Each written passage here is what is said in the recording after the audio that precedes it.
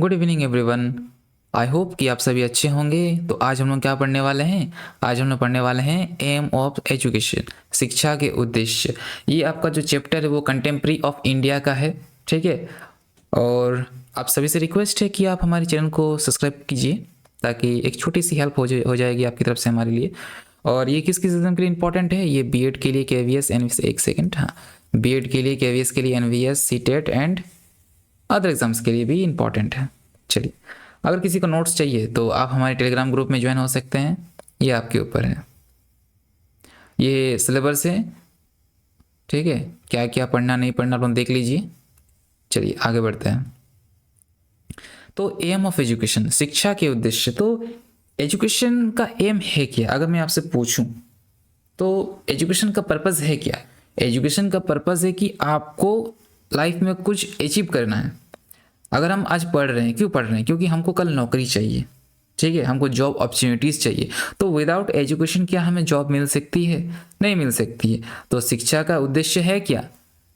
शिक्षा का उद्देश्य बेसिकली जॉब लेना है, आपको एक बेहतर इंसान बनना है, एक स्किल्ड व्यक्ति बनना है, आपको आपके कैरेक्टर, आपके नॉलेज और स्किल्स और आपके लाइफ में कुछ वैल्यू एडिशन हो, ठीक है, और आप सोसाइटी में कुछ कंट्रीब्यूट कर सके। तो ये चीज़ें इस डिफिनेशन में लिखी हुई है। The aim of education refer to the goal और purpose that education seek to achieve these aims guide the education system in shaping the personality। Personality को क्या करती है? शेप करती है, character, knowledge, skills and value of individual. हर individual, हर एक व्यक्ति में क्या निर्माण करती है? कैरेक्टर, पर्सनैलिटी, नॉलेज और स्किल्स को डेवलप करती है, ठीक है, बिल्डअप करती है। कौन बिल्डअप करती है? एजुकेशन बिल्डअप करती है, ताकि they can live A meaningful life, ताकि वो क्या कर सके? एक मीनिंगफुल लाइफ जी सके और सोसाइटी में कुछ कंट्रीब्यूट कर सके। वही चीज हिंदी में क्या लिखा है? शिक्षा के उद्देश्य वे लक्ष्य हैं जिन्हें शिक्षा प्राप्त करने के माध्यम से प्राप्त किया जाता है, ठीक है। ये उद्देश्य व्यक्ति के सर्वांगीण विकास, मतलब होलिस्टिक डेवलपमेंट जिसे कहते हैं, ऑल ओवर डेवलपमेंट, चैतन्य निर्माण, ज्ञान, कौशल और सामाजिक मूल्य के विकास में मार्गदर्शन करते हैं। इतना आप सभी को क्लियर है कि एम ऑफ एजुकेशन है क्या? एम ऑफ एजुकेशन बेसिकली ये है कि आपके अंदर आपकी पर्सनैलिटी, आपकी कैरेक्टर, नॉलेज, स्किल और वैल्यूज को डेवलप करती है, ताकि आप एक मीनिंगफुल लाइफ जी सके और सोसाइटी में कुछ कंट्रीब्यूट कर सके। यह है एम ऑफ एजुकेशन, शिक्षा के उद्देश्य का अर्थ। चलिए, history of aim of education. तो हम लोग इससे पहले, अगर आप मेरे फर्स्ट वीडियो देखें जहां पर कंटेम्प्रेरी ऑफ इंडिया के बारे में हमने एंशियंट, मेडिवल, इन सभी चीज़ों के ऊपर बहुत अच्छी तरह से चर्चा की थी। तो हमारा एक रिक्वेस्ट है आपसे कि आप वो वीडियो पहले देखें, उसके बाद इस वीडियो में आए, ताकि आपको अच्छी तरह से समझ में आए, ठीक है। तो एंशियंट टाइम में क्या होता था? एंशियंट टाइम में गुरुकुल सिस्टम होता था, जहां पर शिक्षक, जो गुरु थे, जो शिक्षक थे, वो क्या करते थे? वो पेड़ की छांव में बैठते थे और सभी शिक्षक नीचे बैठते थे और ज्ञान प्राप्त करते थे। किससे? गुरु से। तो जो शिक्षा का उद्देश्य, जो एम है, वो क्या था? एंशियंट इरा में, एंशियंट समय में, प्राचीन काल में आत्मबोध और नैतिक विकास, मतलब क्या होता है? सेल्फ रियलाइजेशन, मतलब स्वयं की खोज। आपका जीवन का उद्देश्य क्या है? आपका जन्म किस लिए हुआ है? आपके जीवन का पर्पज क्या है? आप क्या बनना चाहते हैं? ये सारे हैं आत्मबोध के अंदर आते हैं, मतलब सेल्फ रियलाइजेशन के ऊपर। और मॉरल डेवलपमेंट मतलब क्या होता है? नैतिक विकास। आपकी जो मॉरल वैल्यूज हैं, इन सभी चीज़ों के ऊपर क्या होती है? आपकी विकास होती है, आपकी डेवलपमेंट होती है। इस समय क्या करता था? इस समय एजुकेशन जो था वो बेसिकली किसके ऊपर फोकस किया जाता था? उस समय आध्यात्मिक मूल्य, मतलब क्या होता है? स्पिरिचुअल वैल्यू के ऊपर क्या करती थी? ज़्यादा फोकस थी, ज़्यादा ध्यान देती थी। उस समय डिसिप्लिन और कैरेक्टर को बिल्डअप करती थी। उस समय ज़्यादातर जो शिक्षक थे, जो शिष्य थे, वो क्या होते हैं? बहुत ज़्यादा डिसिप्लिन होते थे। वो गुरु के आज्ञा का पालन करते थे, जो भी कहते थे वो आंख मूंद करके मानते थे, ठीक है। और बच्चे के अंदर क्या करती थी? कैरेक्टर, एक अच्छे गुण और अच्छे चरित्र का निर्माण करती थी। Gurukul system emphasise truth, self control and wisdom. तो गुरुकुल सिस्टम में क्या होता है? जो गुरुकुल प्रणाली है उसमें क्या होता था? सत्य, संयम और ज्ञान पर ज्यादा बल देता था। मतलब उस समय क्या करता था? जो सत्य बोलना है, सेल्फ कंट्रोल, खुद के ऊपर काबू रखना है, और ज्ञान के ऊपर क्या करता था? ज्यादा जोर दिया जाता था। चलिए, इतना आपको एंशियंट पीरियड में समझ में आ गया होगा, ठीक है। नेक्स्ट, चलते हैं।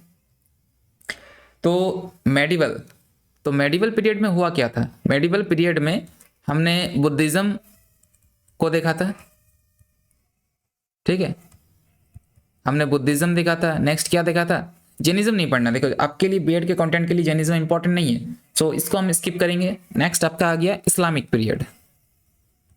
इस्लामिक पीरियड, तो इस समय क्या होता था? इस समय जो रिलीजियस एजुकेशन है, मतलब धार्मिक शिक्षा, ठीक है, जो रिलीजियस एजुकेशन है उसके ऊपर ज़्यादा जोर दिया जाता था, ना कि कोई जैसे कि मैथ हो गया, अर्थमेटिक हो गया, ट्रिग्नोमेट्रीज हो गया, उस समय भी सिखाया जाता। अगर आप अच्छे से अगर आप छानबीन करें, अगर आप अच्छे से पढ़े तो आपको पता चलेगा कि इस्लामिक पीरियड में क्या होती थी। इस्लामिक पीरियड में आपको एस्ट्रोलॉजी के बारे में, ट्रिग्नोमेट्री के बारे में पढ़ाया जाता था, मैथ भी पढ़ाया जाता था उस समय, ठीक है। इन सारी चीज़ों के ऊपर भी शिक्षा दी जाती थी, बट बेसिकली सबसे ज़्यादा फोकस किसके ऊपर किया जाता था? सबसे ज़्यादा फोकस किया जाता था रिलीजियस एजुकेशन के ऊपर। उस समय कुरान, हदीस, इन सभी चीज़ों के ऊपर क्या करते थे? शिक्षा दी जाती थी। बुद्धिज्म में भी स्पिरिचुअलिटी के ऊपर ज़्यादा ध्यान दिया जाता था। तो ये सारी चीज़ें थी मेडिवल पीरियड में। और उस समय क्या था? उस समय नैतिक आचरण और धार्मिक शिक्षा, मतलब एजुकेशनल स्ट्रेस और मॉरल कंडक्ट के ऊपर ज़्यादा ध्यान दिया जाता था, और रिलीजियस टीचिंग के ऊपर, धार्मिक शिक्षा के ऊपर। और उस समय कुछ जो ऊंचे वर्ग के लोग हैं, अगर इस्लामिक पीरियड में देखा जाए तो ऊंचे वर्ग के लोग ही शिक्षा प्राप्त कर सकते थे। उस समय उतना ज़्यादा फ्रीडम नहीं था कि फीमेल्स को भी एजुकेशन प्रोवाइड किया जाए, मतलब महिलाओं को भी शिक्षा मिले, इस तरह का सिस्टम नहीं था। But if you see in a Buddhism, अगर आप बुद्धिज्म में देखिए तो बुद्धिज्म पीरियड में क्या होता था? बुद्धिज्म पीरियड में उस समय महिलाओं को भी शिक्षा का अधिकार दिया जाता था। वहाँ पर अगर देखें आपकी जो बुद्धा है, उनकी जो बचपन का नाम है सिद्धार्थ, उनकी जो बुआ थी वो आपकी पहली डिसाइपल, पहली शिष्य बनी थी, किसके? बुद्धा के, ठीक है। तो चलिए आगे बढ़ते हैं। आई थिंक इतना आप सभी को क्लियर हो गया होगा। थोड़ा फास्ट हो रहा है आई थिंक, बट बहुत सारे बच्चों को क्या होता था ना कि स्लो पढ़ना पसंद नहीं है। दैट्स वाई मैं अपना लेक्चर थोड़ा फास्ट कर दिया हूँ। तो अगर आपको किसी को स्पीड लग रहा है या फिर ज़्यादा स्लो लग रहा है तो आप एडजस्ट कर सकते हैं सेटिंग में जाके, प्लेबैक स्पीड में, ओके। तो चलिए ब्रिटिश पीरियड में क्या होता था? ब्रिटिश पीरियड में जनरली जो एजुकेशन सिस्टम था वो क्या इफिशिएंट तरीके से, बहुत ही प्रभावशाली रूप से काम करने लग गया था। अगर हम लोग देखें तो ब्रिटिश पीरियड में बहुत सारे क्या करते हैं, बहुत सारे पॉलिसीज आए और गए। जैसे कि आप देख सकते हैं कि मैकुले आया, फिर आपका आया है वुड डिस्पैच, फिर आया आपका Sadler Hunter commission, Yashpal committee, ये सारी चीज़ें जो हैं ये बैक टू बैक आते गए। तो उन सभी चीज़ों के बारे में हमने पहले ही डिस्कस कर लिया है, ठीक है।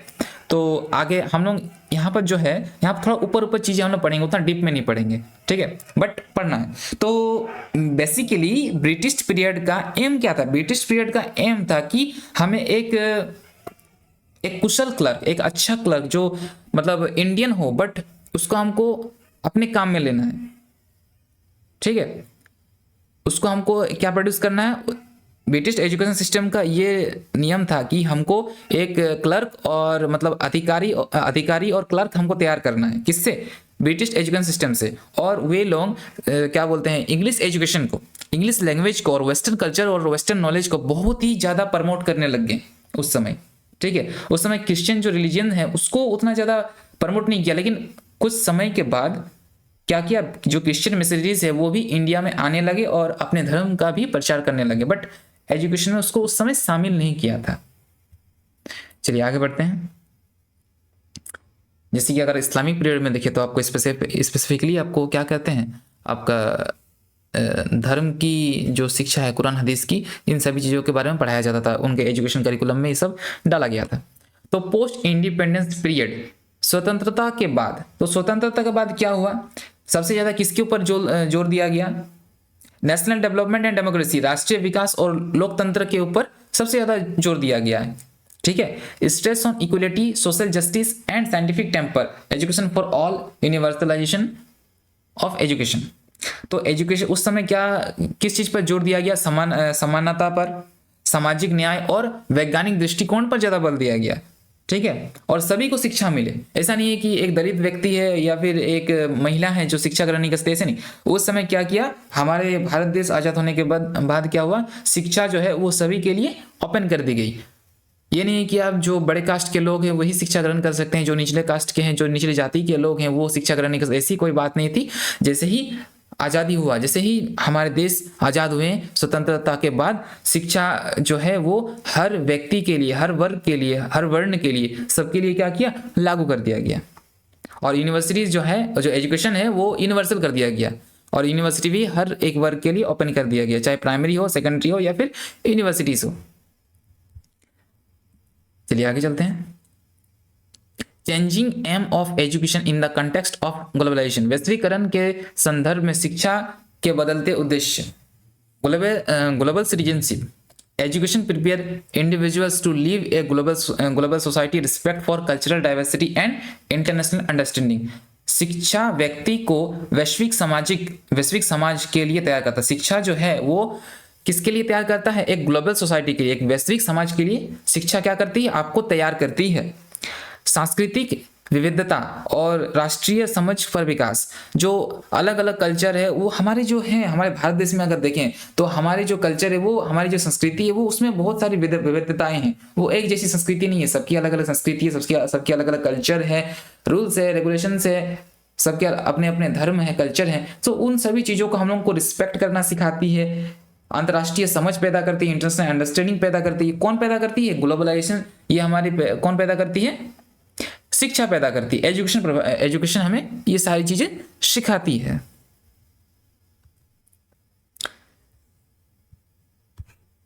स्किल्ड डेवलपमेंट एंड एम्प्लॉयबिलिटी, कौशल विकास और रोजगार।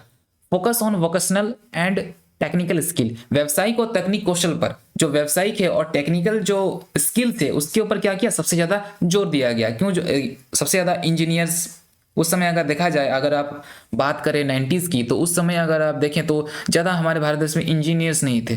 तो धीरे धीरे क्या किए, मेडिकल के लाइन में काम किया गया, इंजीनियरिंग सेक्टर में काम किया गया, डिफरेंट एजुकेशन जोनरा में काम किया गया, ठीक है।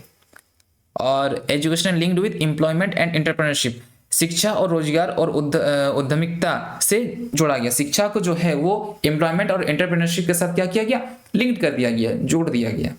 Scientific and technological advancement, emphasis on ICT, जो आपकी डिजिटल लिटरेसी है, सबको जो माइक्रोसॉफ्ट है, वर्ड पावर हो गया, जो कंप्यूटर के नॉलेज है, उन सभी को दिया गया। आईसीटी पे सबसे ज़्यादा जोर दिया गया। डिजिटल लिटरेसी, जो डिजिटल नॉलेज है उसके ऊपर ज़्यादा जोर दिया गया। तकनीक, सूचना एवं संचार तकनीक तथा डिजिटल साक्षरता पर जोर दिया गया। इनोवेशंस पर, नए खोज पर, उन सभी चीज़ों पर क्या किया, जोर दिया गया। Preparing learners for the knowledge economy, ज्ञान आधारित अर्थव्यवस्था के लिए तैयारी।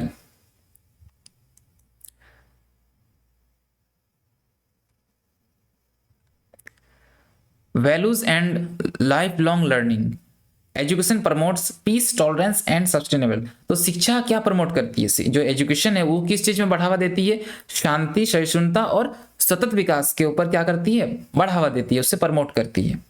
Encourage life long learning and adaptability, आजीवन सीखने और अनुकूलशीलता पर बल दिया गया। तो अगर एजुकेशन जो है वो क्या है ना, वो रुकने वाली प्रक्रिया नहीं है। हम जानते हैं, इससे पहले हमने पढ़ा था कि जो विकास है वो एक लाइफ लॉन्ग प्रोसेस है।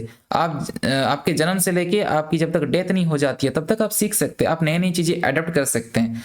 तो एजुकेशन क्या करती है, हमें इनकरेज करती है, ठीक है। हमें इनकरेज किस चीज़ में करती है कि हमें जीवन भर सीखने में और नई नई चीज़ें अडॉप्ट करने में हमें जोर देती है, हमें प्रमोट करती है।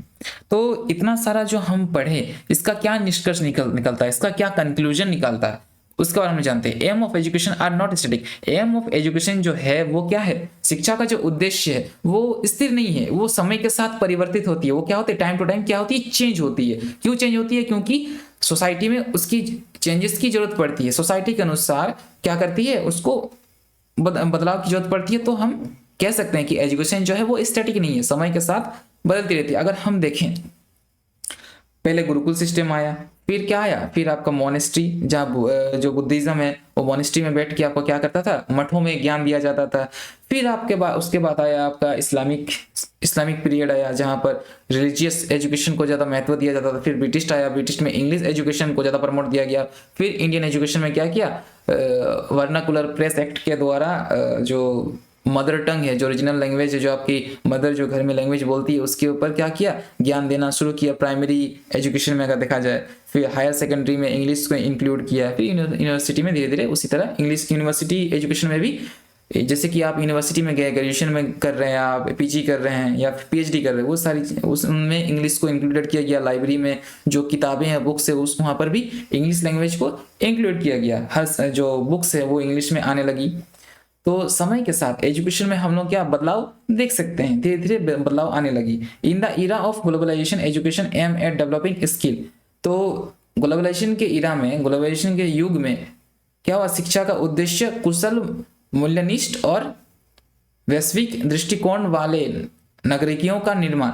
जो अगर जो वैल्यू जो एजुकेशन, जो इस ग्लोबलाइजेशन की पीरियड में एजुकेशन का बेसिकली एम क्या रह गया, एम रह गया कि हमको एक डेवलपिंग स्किल्ड व्यक्ति तैयार करना है, वैल्यू ओरिएंटेड, जो आप समाज के लिए कुछ वैल्यू ओरिएंटेड पीपल, आप समाज को कुछ कंट्रीब्यूट कर सके, आप वैल्यू जनरेटेड व्यक्ति बनाने का पर्पस बन गया एजुकेशन का, ठीक है। और ग्लोबली कॉम्पिटेंट सिटीजन, आपको ग्लोबली रूप से कॉम्पिटेंट सिटीजन तैयार करना इसका पर्पस है मॉडर्न एजुकेशन का। तो आई होप कि आपको इतना समझ में आया होगा जितना आज हमने पढ़े। हमें नहीं लगता ये वीडियो ज़्यादा लंबा हुआ होगा, ठीक है। तो नेक्स्ट क्लास में आपसे हम डिस्कस करेंगे आगे की जो लेक्चर्स हैं। तो आप सभी का धन्यवाद, आप इतना दूर हमारे लेक्चर्स को वॉच किए, और आई होप कि आप हमारे चैनल को सब्सक्राइब करेंगे, ठीक है। और जिनको भी पीडीएफ नोट्स चाहिए वो टेलीग्राम ग्रुप में ज्वाइन हो सकते हैं। और मल्टीपल चॉइस क्वेश्चन जल्द ही आप लोगों को टेलीग्राम ग्रुप में मिलेगा, आप लोग वहाँ टेस्ट लगाइए जितना हो सके, ताकि आपको क्या हो सके, आप कितना पढ़े, कितना आपको नॉलेज मिला, आपको कितना आप समझे, उन सभी चीज़ों का आप आकलन कर सकें। चलिए फिर मिलते हैं नेक्स्ट क्लास में, बाय।